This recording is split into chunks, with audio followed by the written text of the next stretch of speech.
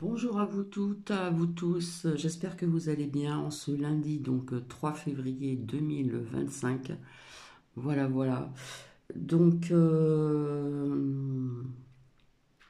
alors déjà, j'ai quelque chose à vous dire. Dans un partage, je vous avais dit que j'avais des preuves tangibles. Et je ne sais pas si j'ai rectifié ce mot, hein, qui veut dire c'est douteux, c'est pas sûr. Donc, non, juste des preuves. Voilà. Donc je m'en excuse à l'avance, hein. Voilà. Hier soir, en promenant Nouki, le ciel était bien dégagé. Il y avait un beau croissant de lune et des étoiles. Donc je pense, en principe, quand il y a des étoiles le soir, eh bien logiquement, il doit faire beau. Donc je verrai ça euh, en me levant le matin parce que là, il est très tôt. Très tôt, en ce lundi 3 février 2025, que je ne me trompe pas. Donc, je vais vous lire le dicton du jour. Les anges ne tombent pas du ciel, ils émergent plutôt du fond de nous. Ceci de Karine Goldman. Voilà, voilà. Donc, c'est vrai que le soir, j'aime bien regarder le ciel. Voilà. Surtout l'été, quand on voit beaucoup d'étoiles, quand le ciel est bien dégagé, c'est magnifique. Alors, je remercie donc, je dis merci à Dany. Voilà, apparemment ma voix, hein, voilà. Et puis je me suis excusée aussi auprès de certaines personnes où j'ai confondu donc certains pseudos. Donc j'en suis vraiment désolée. Du coup, là, c'est le café, on va dire plutôt le déca.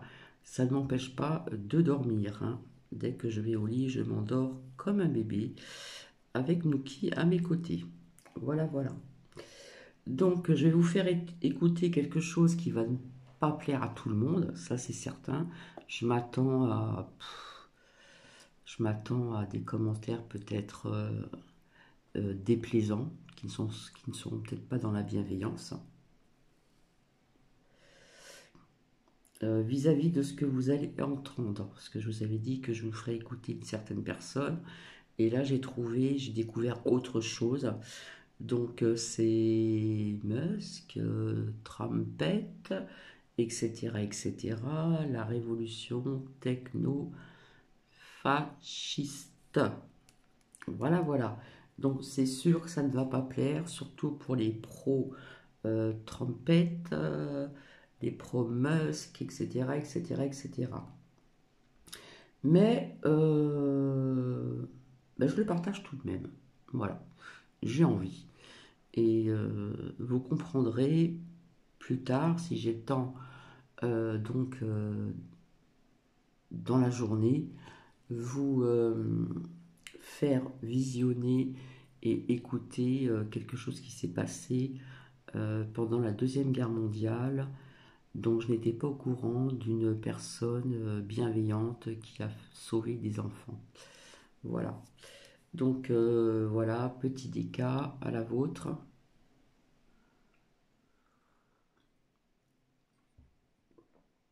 Donc je pense avoir épinglé au moins un commentaire, hein. Je pense qu'il y a une personne qui a compris que il y a des prédictions qui s'avèrent vraies tout de même. Voilà, voilà. Donc j'espère que vous allez bien. Donc il est très très tôt, hein, en ce lundi 3 février 2025. Je pense avoir tout dit. C'est vrai que le soir, quand je promène Nuki, j'adore regarder le ciel. J'ai toujours aimé regarder le ciel. C'est comme ça qu'à l'âge de 16 ans, j'ai vu quelque chose dans le ciel qui est resté ancré dans ma mémoire, en moi. Je l'ai expliqué, je vais pas revenir là-dessus. Mais bon, quand je vous dis que je crois à des vies sur d'autres planètes, ce n'est pas pour rien non plus. Voilà. Donc, bah, je vous souhaite bonne écoute. Voilà. Donc, je pense qu'il y en a qui vont pas apprécier du tout. puisqu'on parle beaucoup de Musk, de Trumpette, etc., etc. Voilà, voilà. Donc, je vous souhaite une bonne écoute. Et puis, nous verrons bien s'il y a des commentaires désobligeants, etc. Euh, voilà, chacun a sa façon de voir. Et j'avais envie de vous le partager tout de même. Voilà. Même s'il y a des personnes qui vont trouver ça, comment dire, via la révolution techno-fasciste. Voilà. Je ne sais pas, même pas si ce partage va être fait. Nous verrons bien. Donc je vous souhaite une bonne écoute. En France et dans le monde, mais qu'il y a toujours un petit train de retard, parce que putain, ça va vite là. On commence par le salut nazi? On va commencer, oui, par ça, oui, allons-y, allons-y. Le 21 janvier, au lendemain de l'investiture de Donald Trump, c'est vrai que dans les médias français, on était un peu perdus. Est-ce qu'il fallait relever ce geste maladroit d'Elon Musk, ou est-ce qu'il valait mieux parler d'autre chose? Allez, au hasard, il en a retenu quoi de cette folle journée du 20 janvier, Guillaume Erner, l'animateur de la matinale de France Culture? Et je regardais hier la cérémonie d'investiture de Donald Trump, un spectacle étrange, un homme vaticinant derrière son pupitre avec une drôle de posture, vous savez, à moitié affalée. À ses côtés, Melania, son épouse, elle portait un étrange chapeau qui aurait très bien pu faire la couverture du... Donc là, je suis pas d'accord parce que Mélania était, comment dire, euh, était très élégante. Vogue en 1963. J'ai même compté quelques chapeaux de ce style dans l'assistance. Et c'est là qu'une évidence m'est apparue. La force de Trump, c'est ce chapeau, ces chapeaux, c'est la nostalgie, bien sûr. Oui, d'accord, mais on l'a vu, le salut nazi, il a eu lieu. Ah oui, oui, on vous le remet, il n'y a vraiment aucun doute. Thank you.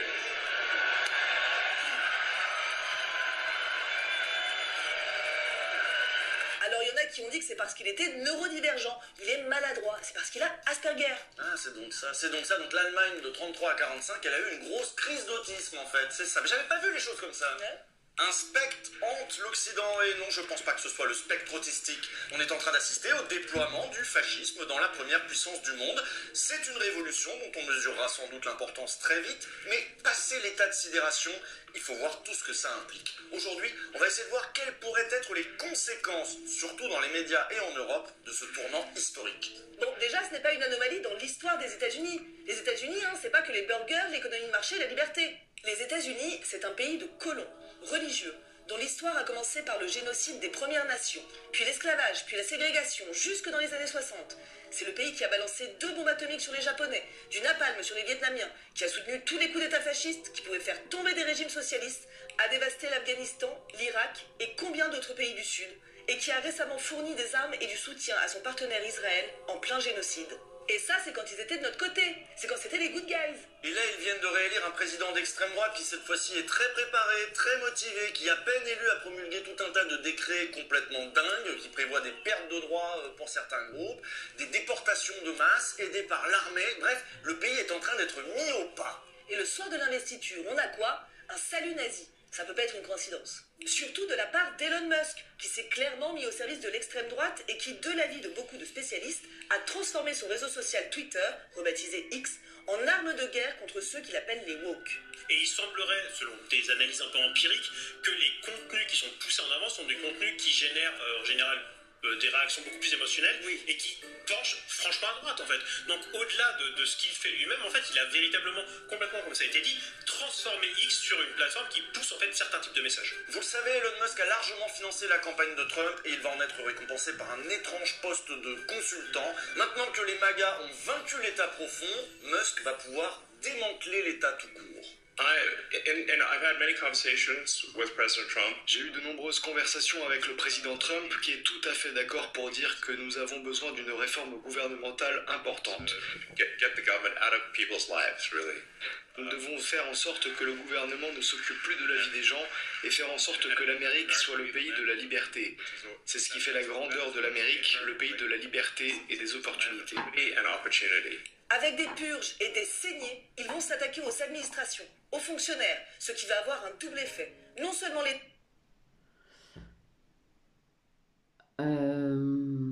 Je vais reculer un petit peu. Désolé, je mets sur pause. Nous devons faire en sorte que le gouvernement ne s'occupe plus de la vie des gens et faire en sorte que l'Amérique soit le pays de la liberté. C'est ce qui fait la grandeur de l'Amérique, le pays de la liberté et des opportunités. Avec des purges et des saignées, ils vont s'attaquer aux administrateurs.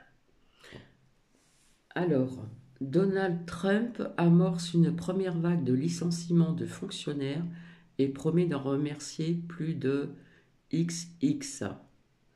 Dès le lendemain de son investiture, le nouveau président américain a annoncé 4 licenciements sur son réseau social, Truth Social.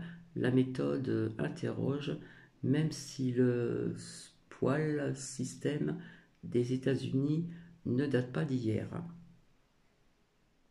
Parce que ça va trop vite.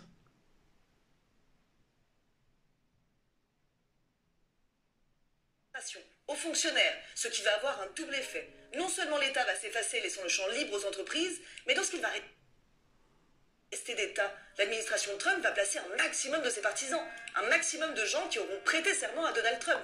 Fini les pouvoirs et les contre-pouvoirs, check and balances, tout ça c'est fini, ils veulent tout contrôler, ils vont tout contrôler, ils vont appeler ça la liberté. Et si on vous dit que ça c'est une rupture, une révolution, voire un putsch, c'est que normalement la démocratie c'est pas tout à fait ça aux États-Unis. La démocratie repose sur un idéal fondamental. Une personne, une voix. Autrement dit, le peuple est souverain. Un jeu complexe de contrôle et de contrepoids comprenant les systèmes judiciaires et parlementaires, les élections, les partis et une presse libre et indépendante. Tout cela pour qu'aucun groupe au sein de la société ne gagne trop en influence et ne prenne le pouvoir au sein de l'État. Reste à savoir si ce savant partage des pouvoirs peut encore fonctionner quand une poignée de citoyens concentre une grande partie des richesses. Tous les contre-pouvoirs qui avaient gêné Trump pendant son premier mandat vont cette fois-ci être défoncés systématiquement, à commencer par la presse. Eh bien oui, et nous ce qui nous intéresse ici ce sont les médias, vous le savez, l'espace public. Et cette fascisation des États-Unis, elle s'accompagne d'une mise au pas des médias. Et particulièrement des réseaux sociaux avec la complicité des géants de la tech. Lors de cette élection, Musk est clairement celui qui a le plus pris parti. Mais les autres milliardaires ont cette fois-ci eu peur de s'engager contre Trump. Jeff Bezos a par exemple interdit au Washington Post de se prononcer pour Kamala Harris, ce que la rédaction avait pourtant l'intention de faire. Cette décision de l'actionnaire a provoqué des démissions dans ce titre historique de la presse états-unienne, ainsi qu'une vague de désabonnements sans précédent. Et comme Jeff Bezos, d'autres géants de la tech ont senti le vent tourner et ont décidé de rentrer dans le rang. La campagne de Joe Biden était catastrophique, et celle de Kamala Harris ensuite n'a pas été beaucoup plus convaincante. Les États-Unis allaient basculer, et ils le sentaient bien. Écoutez ce que disait déjà Zuckerberg juste après la tentative d'assassinat de Trump. À ce moment-là, les MAGA n'avaient pas encore gagné. You know, and seeing Donald Trump get up after getting shot in the face and pump his fist in the air with the American flag is one of the most badass things I've ever seen in my life. And I think, look, at some level as an American, it's like hard to not get kind of emotional about that spirit and that fight. I think that's why a lot of people like the guy. Et après l'élection, qu'est-ce qu'ils ont fait tous ces gens? Eh bien, ils ont fait serment d'allégeance à Trump. Voilà. Ce que Musk avait fait avec son réseau social, ils allaient faire pareil avec les leurs. Fini la modération. Sur les réseaux de Meta, d'Amazon et de Google, on va changer de politique. Il y a 4 ans, après la tentative de coup d'État du 6 janvier, l'attaque du Capitole, des mesures avaient été prises sur YouTube, sur Facebook, sur Twitter, pour limiter la propagation des discours complotistes. Des discours de haine qui avaient contribué à alimenter la colère de cette foule radicalisée qui, ce jour-là, a bien failli empêcher l'investiture de Biden. Cette foule qui s'était répandue dans un lieu sacré de la démocratie états-unienne au cri de « Pendez Mike Pence » ou « Tuez Nancy Pelosi ». Le bilan de cette journée, c'était 5 morts et des centaines d'arrestations. Alors oui, après ça, les GAFAM, ils ont dû modérer un peu. Ils ont dû faire du fact-checking, ils ont dû fermer les comptes des soutiens les plus virulents de Trump, Trump qui à ce moment-là était poursuivi par la justice. Mais le 20 janvier 2025, ils étaient là, dans ce même Capitole, avec Trump. Et pour pouvoir être là, alors que le candidat républicain avait menacé quelques mois plus tôt, par exemple, de jeter Zuckerberg en prison, ils avaient dû faire quelques efforts, quelques promesses. Tous les géants de la tech sont désormais au service du mouvement MAGA et décidé de Trump. Leur retournement est aussi spectaculaire que pathétique. Je pense qu'aujourd'hui, la culture d'entreprise est plutôt culturellement émasculée. Mais je pense qu'avoir une culture plus masculine qui célèbre l'agressivité mérite d'exister. Trump avait promis la prison à Zuckerberg, mais aussi à pas mal de monde d'ailleurs, notamment à des journalistes. Il compte bien s'en prendre à tous ceux qui lui ont résisté. Et il compte bien entendu, comme l'extrême droite chez nous, démanteler les chaînes publiques pour les offrir à ses amis capitalistes. L'espace public est dérégulé, mais en fait il est surtout verrouillé et il va radicalement se transformer dans les mois à venir. Vous n'avez pas idée de ce qui va se déverser sur les chaînes et sur les réseaux. Une fake news, un deepfake, de la rumeur, de la décontextualisation, peu importe, en fait, ce sont des stratégies d'encerclement cognitif et en fait un refaçonnage d'une certaine façon des opinions publiques et de l'agenda médiatique, peu importe la question de la vérité, elle ne compte plus, ou plus exactement du régime de vérité qui est en train d'être refaçonné. Ça c'est très important à comprendre. Bon, mais nous on est en Europe, on va être protégés, non ? Nous, on a le DSA, Digital Service Act. C'est un règlement communautaire pour contraindre les géants de la tech à respecter quelques règles en vigueur dans le débat public européen. Oui, parce que nous, on n'est pas encore tous nazis, donc un peu de respect, s'il vous plaît. Oui, nous, on modère, on protège un peu, on ne tolère pas les appels à la haine. Et grâce au DSA, on peut même tenir responsables les plateformes des débordements. On peut même leur infliger de grosses amendes. Ouh là là, oui, attention, hein, on le fait pas encore, mais on pourrait le faire. Et maintenant que les géants de la tech se sont entendus avec Trump, il se pourrait que ces dispositions soient sévèrement attaquées par les patrons de ces réseaux sociaux dont nous nous servons tous les jours. En tout cas, le bras de fer est engagé. Il est violemment anti-woke, donc il a un agenda politique, mais il a surtout un agenda économique. Il ne faut pas que l'Europe, qui est la seule structure qui pour l'instant puisse s'opposer aux géants du numérique, puisse le faire. Face à ces géants et leurs réseaux, on n'a pas de plateforme alternative. On n'a pas de Facebook européen, on n'a pas de Twitter européen. On est vulnérable. Sur Internet, nous ne possédons pas les lieux du débat public. C'est quand même très gênant. Donc pour certains spécialistes, nous sommes presque une colonie numérique des États-Unis. Et même avec le Digital Service Act, on est quand même dans une situation très délicate. Voilà, disons, si on nous avait dit que le propriétaire d'un des plus grands réseaux sociaux du monde soutiendrait une nouvelle internationale réactionnaire et interviendrait directement dans les élections, y compris en Allemagne, qui l'aurait imaginé ? C'est le monde dans lequel nous vivons et dans lequel nous avons à faire de la diplomatie. Qui aurait pu prédire que Trump était un fasciste ou qu'Elon Musk allait relancer la mode du salut romain ? En France, Macron pensait pouvoir vivre avec l'extrême droite. Une Marine Le Pen incompétente, un Éric Zemmour fou furieux, un ou deux milliardaires un peu remontés, pour lui ça se gérait. Il pensait pouvoir charmer valeurs actuelles, il pensait pouvoir amadouer encore quelques temps les uns et les autres. D'ailleurs, lui-même n'est pas si éloigné de leurs idées. Selon le journal Le Monde, il est même capable d'employer le terme « rabzouz ». À son ministre de la Santé, il aurait dit en 2023 que « Le problème des urgences dans ce pays, c'est que c'est rempli de mamadou ». Il n'a pas peur de nommer des gens comme Darmanin ou Retailleau, faire voter des lois immigration ou séparatisme. Bref, il n'a pas peur d'aller sur le terrain de l'extrême droite, dont il dit lui-même que c'est son préféré. Mais là, Macron et les autres libéraux européens, ils vont devoir trouver une réponse à une menace d'extrême droite qui vient de l'extérieur. Quand Poutine a traité l'Union européenne en ennemi, on a réagi. On a renvoyé des diplomates, on a bloqué des actifs d'oligarques, on a fermé la chaîne RT France. Oui, mais là, c'est les États-Unis, c'est nos amis. Eh ben non, c'est plus nos amis. Même que quand on est aux États-Unis, l'Europe, c'est trop socialiste, trop bureaucratique, trop de régulation qui tue l'innovation. C'est un ectoplasme qui est un ennemi pour ces grands groupes. L'Europe, c'est un marché extraordinaire. Les Européens sont nombreux et riches. Les États-Unis et leurs GAFAM font de l'argent en Europe, beaucoup d'argent. Et ils seront de moins en moins disposés à nous laisser nous défendre, à ce qu'on régule, à ce qu'on taxe. Et pour mener cette bataille qui est économique, au fond, l'administration Trump va s'engager dans un combat idéologique et politique sans précédent. Elon Musk est-il un agent du chaos en Europe? L'homme le plus riche du monde s'immisce dans la politique européenne et déroule le tapis rouge à l'extrême droite sur sa plateforme X. En Europe, Musk et Trump ont des alliés, ils ont des soutiens. Mélanie, bien sûr, mais aussi toute l'extrême droite française et particulièrement Sarah Knafo et Éric Zemmour, qui sont tout à fait disposés à accueillir avec enthousiasme ce vent de fraîcheur. Ce vent de liberté qui se lève un peu partout dans le monde occidental, qui est symbolisé aujourd'hui par Donald Trump, par Elon Musk à ses côtés. Du côté du RN, après avoir été farouchement pro-russe, après avoir timidement soutenu Trump en 2024, là ça y est, on a fait la bascule, on est 100% US. La dérégulation des réseaux sociaux à la Elon Musk, ça leur parle. Ah bah oui, hein, parce qu'on n'avait plus le droit d'être raciste, on n'avait plus le droit de dire des trucs sur les noirs, les arabes, les personnes trans et tout. Il y en avait marre de toute cette censure. C'est pas qu'ils sont racistes, c'est qu'ils veulent pouvoir avoir la liberté de le dire. Ce qui est important, c'est la liberté. Ils adorent la liberté, d'être racistes notamment, parce qu'il y en a marre de toute cette bien-pensance. Elle témoigne chez une partie des élites occidentales d'une intolérance profonde pour la véritable liberté, la liberté d'expression dont chacun peut user dans les limites définies par la loi.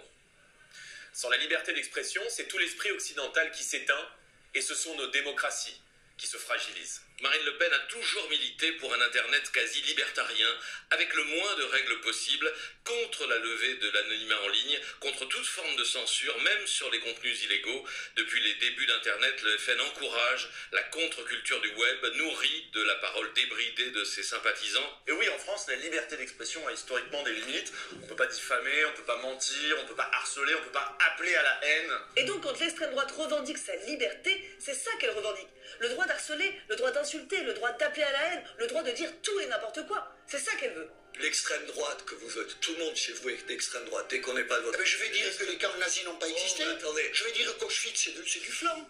C'est la liberté au-dessus. Est-ce qu'on peut en placer une? Est-ce qu'on peut dire n'importe quoi? Non. Donc soyez sûrs d'une chose, tous les médias d'extrême droite vont s'aligner et taper, pas seulement sur la gauche, mais aussi sur Macron. Parce que la victoire de Trump et le bouleversement en cours aux États-Unis, ça va les galvaniser. Ils vont pester contre l'ARCOM, contre le Conseil constitutionnel, contre l'Union européenne évidemment et toute forme de régulation, contre le Digital Service Act évidemment. C'est peut-être même une des conditions qui va leur être imposée s'ils veulent rentrer dans les bonnes grâces de leur nouveau maître nord-américain.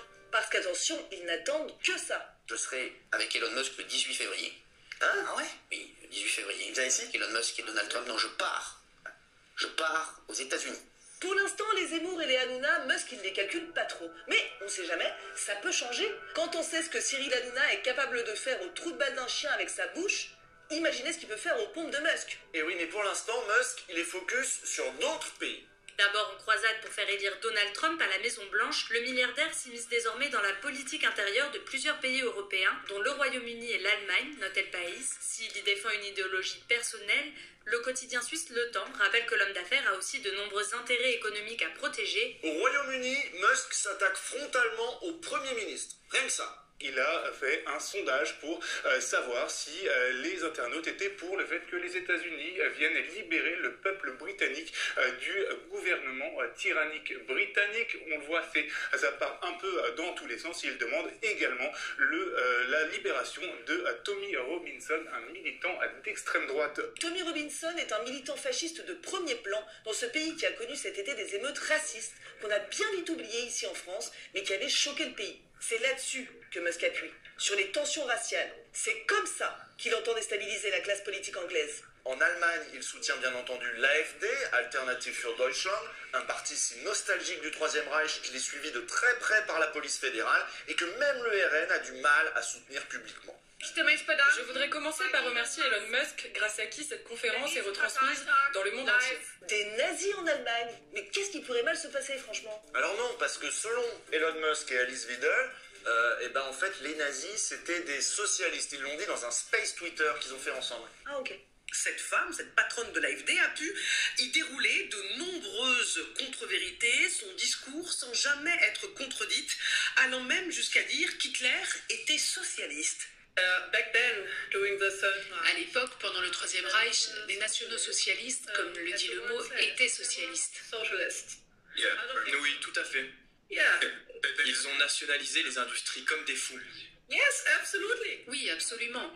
Il était communiste et se considérait comme socialiste. Et Alice Weidel, qu'on vient d'entendre, son propre grand-père était nazi, il était juge sous le Troisième Reich, et sa grand-mère avait elle aussi la carte du parti nazi, donc autant te dire qu'elle s'y connaît en nazi, que c'est pas n'importe quoi ce qu'elle raconte quand elle dit qu'ils étaient socialistes. C'est une experte. Mais alors, du coup, pendant le meeting, Elon Musk, il a fait un salut socialiste. Ah, c'est presque un camarade, en fait. Quasiment. Maintenant, la question qui se pose, c'est combien de temps on a devant nous avant que Musk entreprenne de déstabiliser aussi la France? Après avoir pourri Scholz et Starmer, va-t-il s'en prendre à Macron et Bayrou? Ce n'est certainement qu'une question de temps. Et autre question, si on n'a aucun mal à anticiper la réaction des milliardaires d'extrême droite comme Bolloré ou Sterrin, comment vont réagir les autres? Les Martin Bouygues, les Rodolphe Saadé, les Bernard Arnault, les Xavier Niel? Mathieu Pigasse, autre grand propriétaire de médias en France, s'est positionné il y a peu et il a déclaré sur X: les dernières élections, aux États-Unis comme en Europe, ne sont qu'un énième soubresaut d'une tendance longue qui nous conduit droit à la fin de la démocratie. Le patron de Radio Nova, qui a vu ses audiences exploser avec l'arrivée sur son antenne de Guillaume Meurice et sa bande, dit qu'il entend mener la bataille contre ce qu'il appelle l'international de la droite radicale et ses chiens de garde médiatiques. Ah voilà, on en est là, hein, on en est là, on doit deviner, on doit sonder, on doit attendre qu'il y ait des gentils milliardaires et se demander ce que vont faire les autres. On est là, le destin de la presse en France, le destin de la vie démocratique de ce pays est suspendu à la décision de quelques riches, comme ça. Voilà. On vous avait dit que c'était dangereux comme situation. Hein. Parce que dans ce paysage, Mathieu Pigasse, il fait figure d'exception. Mais le plus puissant de tous, Bernard Arnault, vous savez ce qu'il faisait le jour de l'investiture de Donald Trump ? Eh ben, il était à Washington, aux premières loges. Le Monde nous explique même qu'il connaît Trump depuis les années 80. Il s'était déjà arrangé avec lui lors de son précédent mandat pour échapper aux taxes sur son champagne. Arnault a de nombreux intérêts aux États-Unis et pourrait cette fois-ci encore ne pas être concerné par les menaces proférées par Trump contre les entreprises européennes. L'article de Juliette Garnier s'achève ainsi. En écoutant M. Trump esquisser son programme, M. Arnault devait probablement être moins inquiet que ses concurrents européens. Le groupe dispose de 3 usines Louis Vuitton aux États-Unis pour approvisionner son réseau d'une centaine de boutiques exploitées dans le pays. Voilà entre les mains de qui on a laissé la presse française, à des gens qui sont aujourd'hui devant un dilemme. Est-ce qu'ils vont se mettre au diapason de ce vent nouveau qui souffle depuis les States, ou est-ce qu'ils vont rester fidèles à l'Union européenne, à ses valeurs, à sa conception de l'état de droit et de la démocratie ? Si par exemple Bernard Arnault préfère le modèle américain, il peut parfaitement lâcher Macron et à ce moment-là mettre toute sa presse au service de l'extrême droite. Et ça peut prendre peu de temps. Et surtout, est-ce qu'il serait pas temps que cette presse elle-même et sa concentration soient sévèrement encadrées et régulées ? Pour les libéraux européens, pour les politiques, ça pourrait devenir une urgence en fait. Parce que les milliardaires, c'est pas forcément des alliés fiables. Ils vont là où leurs intérêts les portent. Et oui, demandez aux démocrates américains. Ce qui vient de se passer aux États-Unis, c'est un bouleversement dont on mesure à peine l'ampleur. Ça n'a rien à voir avec le premier mandat de Trump, et particulièrement pour ce qui est du champ médiatique.